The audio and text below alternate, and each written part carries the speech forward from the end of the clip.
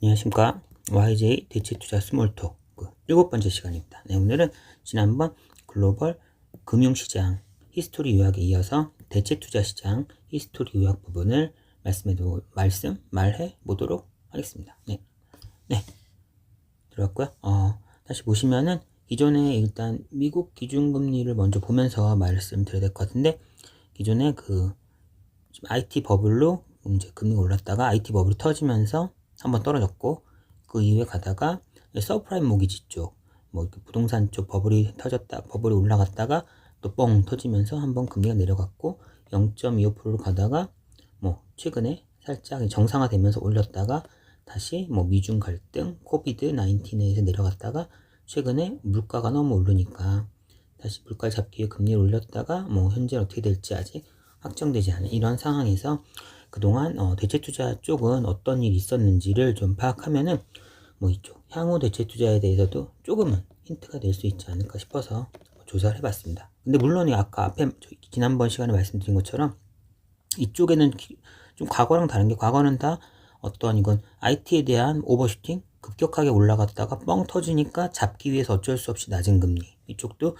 서프라임 모기지가 올라가면서 뻥 터지니까 어쩔 수 없이 저금리였는데, 최근 부분에서는 사실은 그냥 단순히 여기는 지금 저희가 그러니까 인플레이션이 높았기 때문에 금리가 올라간 것이고, 인플레이션을 잡았잖아요. 그래서 버블이 빵 터져서 어쩔 수 없이 이런 초저금리로 가는 이런 시나리오는 좀 나오지 않을 것 같다는 생각이 들고요. 개인적으로는 그런 의미에서 어쨌거나 그래도 과거의 대체투자 시장도 한번 살펴보려고 정리를 해봤습니다. 네, 일단 요 구간이죠. 요 구간 IT 버블 직후 이제 뒤에 글로벌 금융위기 이전, 여기서 인프라 부분 보시면은 이때까지는 아직 정부 민간 합동 PPP, 이게 지금 퍼블릭 프라이빗 파트너십 모델이 이때 엄청 활성화돼서 유럽 쪽에서 특히 영국에 이 PPP 모델이 엄청 많이 만들어졌던, 이걸로 파이낸싱이 많이 됐던 시기고요. 그래서 이때는 민간 자본이 이제 많이 들어갔죠. 그러면서 이거는 나중에 또 인프라에서 얘기하겠지만 PPP라는 것이 어베일러빌리티 방식과 디맨드 방식이 있는데, 간단히 말하면 학교 같은 경우는 학생이 많이 온다고 제가 입장료를 받는 게 아니잖아요. 그래서 학교 시설만 일정 퀄리티를 유지하면, 어베일러빌리티만 유지하면 일정 수준의 돈을 정액처럼 확정적 금액으로 받는 그런 느낌이 어베일러빌리티 베이스 PPT였고요. PPP였고요. PPT를. 그리고 디맨드 방식은 주로 도로죠. 도로 철도 같이 실제 사용해서 톨비를 내는 그것을 받아서 그 디맨드에 의해서 어쨌건 저희 매출이 결정되는 그런 방식이 디맨드 베이스드 PPP가 되는 것이죠. 그런 느낌의 애들이 많이 생겼었고요. 상업용 부동산도 보면은 이때는 이제 저금리가 오니까 본격적으로 지금 상업용 부동산이 확대가 됐긴 했어요. 근데 지금 이 시기에는 사실 지금 이때 연도를 보시면은 이 시기잖아요. 2007년, 2001년. 이때 아직 한국은 이쪽 해외 주로 선진국 상업용 부동산에 아직 들어가지 않았던 시기고요.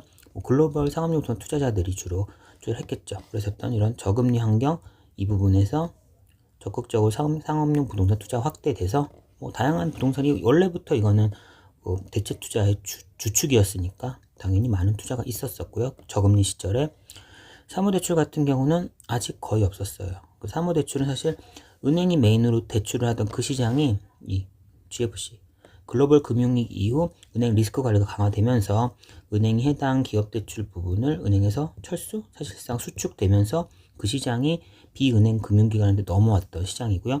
그렇기 때문에 아직까지는 미성숙 상태, 거의 없는 상태죠. 사모주식 주로 VC 말고 PE만 말하려고 했는데요. PE와 거의 옛날부터 PE와 상업용 부동산 두 개는 인프라까지 전통적 그런 주인공 같은 녀석이었으니까, 금리가 낮고 시장이 좋을 땐 엄청 많이 일어나고, 금리가 오르고 시장이 떨어지면 또 손실이 나면서 엑시트 지연되고, 그런 식으로 여기도 계속 살아있었던 녀석이고요. 저금리와 함께 수많은 M&A들이 이때 일어났었죠. 그리고 드디어 글로벌 금융위기가 이때 일어났어요. 그 이후에 바뀐 녀석들은 어떻게 됐을까요? 이때는 보시면은 이때는 지금 인프라 같은 경우는 일단 그동안 그죠 앞에 말한 PPP 방식은 그 정부 민간 합동이었잖아요. 근데 이제 금융위기 이후 정부가 좀 재정 압박이 있으면서 정부가 빠지고 민간 단독, 민간 자본 의존에 의한 그런 프로젝트들이 많이 발생했고요. 기존에 진행되던 PPP 모델, PPP 사업들은 뭐 지연되거나 또는 신규 PPP 사업은 뭐 과거 대비 훨씬 적게 발생하는 등 전반적으로 이제 민간 자본 방식으로 좀 넘어가는 그런 트렌드였고요. 이때도 이제 재생에너지에 대한 부분은 점점 관심이 확대되고 있는 그런 시기였어요. 그리고 상업용 부동산 같은 경우는 일단 요 직후에 한번 여기서 충격을 받았죠. 일단 한번 이때도 부동산이 뭐 최근에 2022년 이후처럼 이때도 한번 뭐 3, 40% 수십 프로의 부동산 가격 하락이 발생하면서 기존 투자자들이 손실을 많이 맛봤던 그 시기가 요 초기 시기였고요. 뭐 그런 게 겪으면 당연히 리스크가 더 강화되고 리스크 관리가 강화되고 좀 더 투자자들이 보수적으로 되겠죠. 그래서 이쪽 부분에서는 좀 보수적으로 상업용 부동산을 보게 되었고요. 3호 대출은 드디어 이제 발생을 했죠. 글로벌 금융위기 터지고 나서 3호 대출 시장이 발생을 했어요. 근데 3호 대출 시장 같은 경우 보면은 지금 레버리지 론, 이렇게 유동성이 있는 레버리지 론과 유동성이 없는 프라이빗 크레딧이 있고요. 프라이빗 크레딧 안에는 보통 다이렉트 렌딩, 그리고 메자닌, 그리고 스페셜 시츄에이션, 그리고 스페셜 시츄에이션, 디스트레스드 뎁 이렇게 있죠. 이렇게 있을 것이고 이 부분에 대해서는 이때는 아직 지금은 대부분 다이렉트 렌딩을 메인 하고 있지만 처음 이제 프라이빗 크레딧 생겼던 이 시기에는 주로 메자닌 이쪽이 활성화됐었고요. 그리고 또 넘어가다 보면 3호 주식은 역시 메인이긴 한데 금융위기 직후에는 다시 기업가치 하락하면서 손실이 확대되니까 또 잠시 죽었다가 또 저금리가 유지되면서 또 다시 투자가 확대되는 뭐 그런 모습을 보이고 있죠. 그리고 다음에는 이제 있죠. 드디어 여기 시기죠. 여기 최근 시기로 넘어오게 되면요. 한번 쭉 지우고 하면은 지웠고요.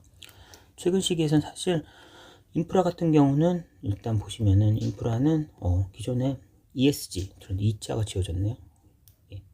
ESG 트렌드 강화되면서 신재생 같은 부분이 여전히 많이 발생을 했었고요.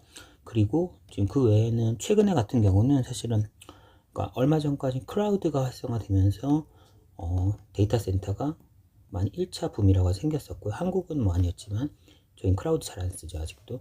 그리고 나서 AI가 또 생기면서 데이터 센터 2차 붐이 현재 일어나고 있는 상태죠.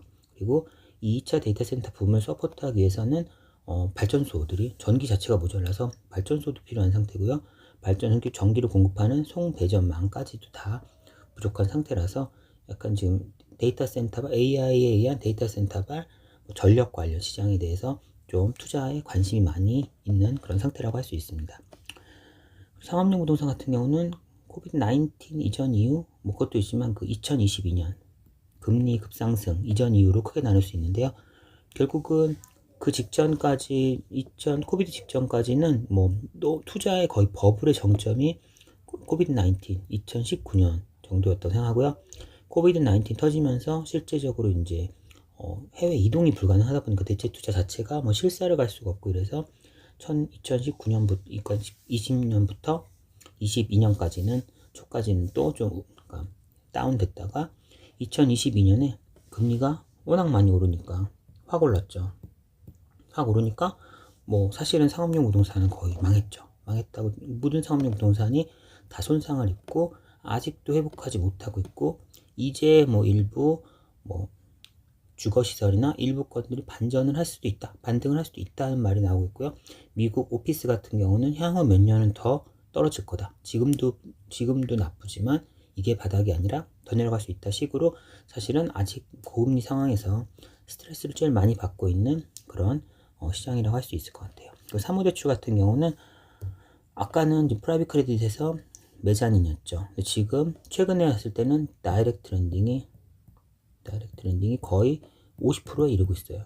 프라이빗 크레딧의 거의 절반 정도가 다이렉트 렌딩이고요. 그래서 실제 이제 금리가 상승하니까 다이렉트 렌딩 자체가 좀 매력적인 금리 상태로 접어들어서 다이렉트 렌딩이 프라이빗 크레딧은 메인 상품이고요. 레버리지 론도 여전히 투자가 많이 이루어지고 있는 그런 상태고요. 어쨌거나 사모대출이라는 하나의 시장이 결국은 메인 대체 투자 클래스로 된 게 2022년 이후 이 부분부터 이제 사모대출이라는 물론 레버리지로는 사모가 아니라 뭐 공모 약간 시장 거래가 되니까 좀 사모라고 말할 수는 없지만 레버리지로는 포함해서 이런 대출 그러니까 기업 대출에 대해서 대체 투자의 메인 상품으로 좀 보게 된 게 2022년 이후인 것 같아요. 네. 사모 주식 같은 경우는 여전히 뭐 기술 기업 뭐시뭐시 써 있지만 결국 얘네도 금리 이슈가 크죠.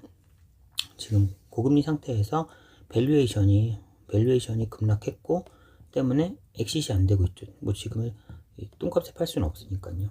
엑시시 지연되고 있는 상태가 여전히 지속 중이고요.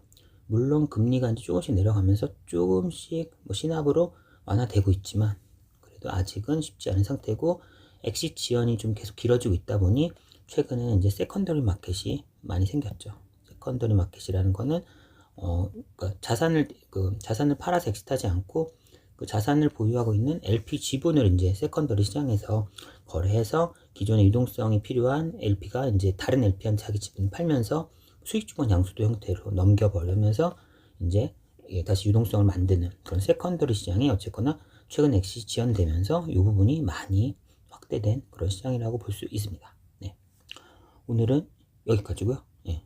또 다음 시간에는 또 다른 얘기로 얘기해 보도록 할게요. 네, 수고 많으셨고요. 다음에 봬요.